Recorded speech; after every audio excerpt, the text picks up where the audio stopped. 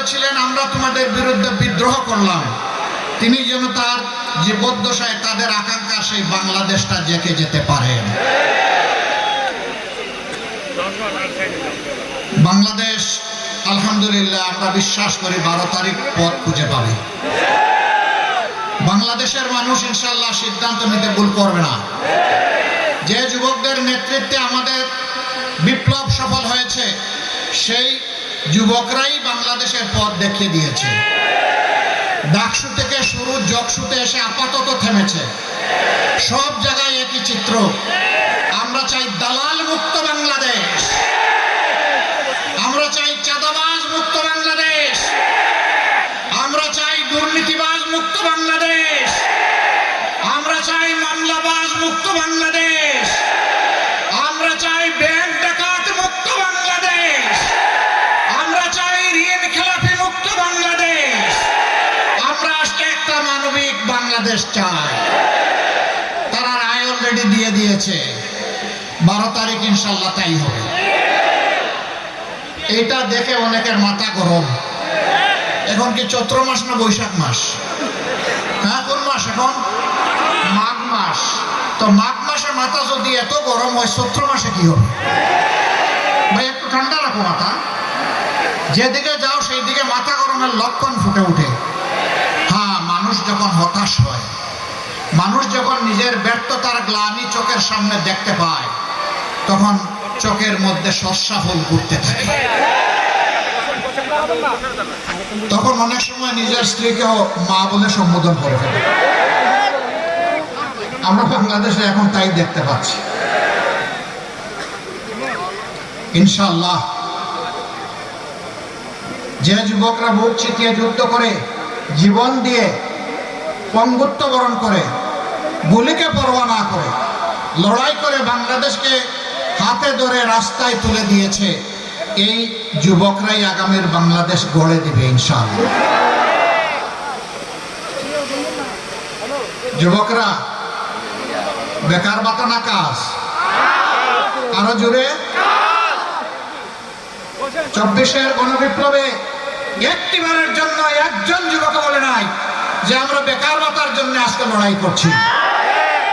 তারা বলেছিল আমাদের মেধা যোগ্যতাকে স্বীকৃতি দিতে হবে, মেধা যোগ্যতা অনুযায়ী আমার হাতে কাজ তুলে দিতে হবে, আমি দেশ গড়ার একজন কারিগর কর্মচারী কর্মকর্তা হিসাবে কাজ করতে চাই।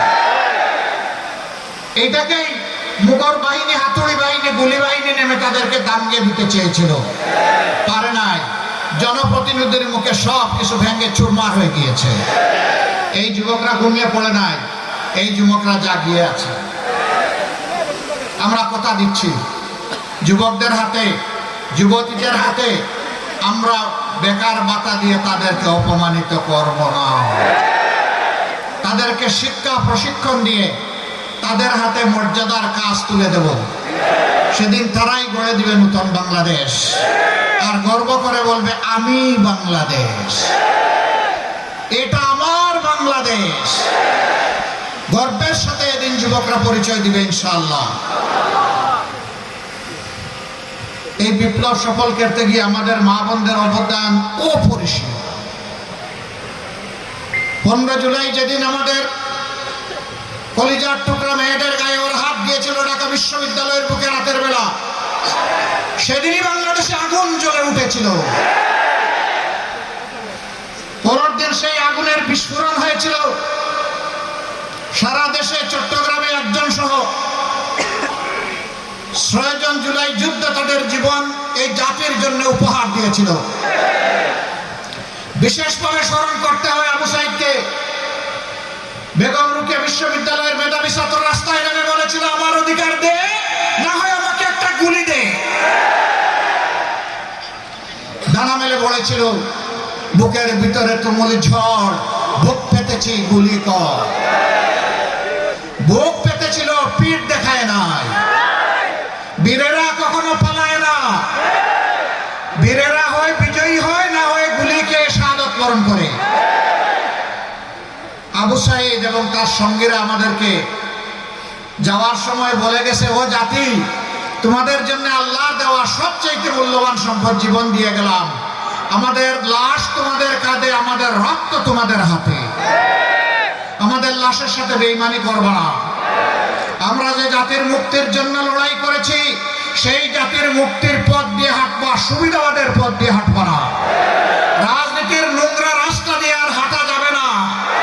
রাজনীতির পরিষ্কার সদর রাস্তা দিয়ে, হাইওয়ে মোটরওয়ে দিয়ে হাঁটতে হবে। এই নির্দেশনা তারা আমাদেরকে দিয়ে গেছে। আমরা